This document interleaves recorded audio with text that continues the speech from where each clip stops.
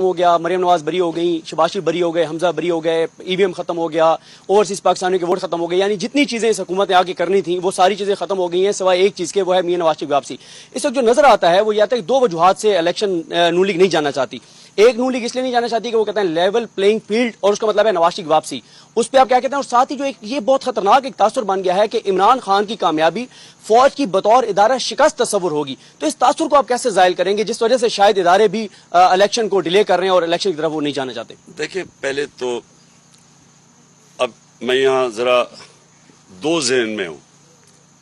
نواز شریف کو الیکشن صرف تب لڑ سکتا ہے کہ اس کی چوری معاف کر دی جائے۔ اب جب آپ نے اس کی چوری معاف کر دی، کیونکہ چوری تو سامنے ہے، 4 بڑے بڑے لندن کے فلیٹ ہیں اس کے، اربوں روپے کے، بتا نہیں سکتا پیسہ کدھر سے ہے، بیٹی کے نام پہ فلیٹ لیے ہوئے ہیں۔ اس سے بڑا کیا، یعنی ثبوت کیا چاہیے آپ کو؟ وہ تسلیم کر رہا ہے کہ ہاں یہ ہمارے فلیٹ ہے، اور وہ تسلیم بھی تب کیا جب پیناما کے اندر انکشاف ہوا۔ اس سے پہلے نہیں مانتے تھے، اس سے پہلے تو کہتے تھے لندن تو چھوڑو، پاکستان میں بھی کوئی پراپرٹی نہیں ہے۔ تو جب پکڑے گئے اس کے بعد انہوں نے تسلیم کیا، ابھی تک نہیں بتا سکے کہ وہ پیسہ کدھر سے آیا۔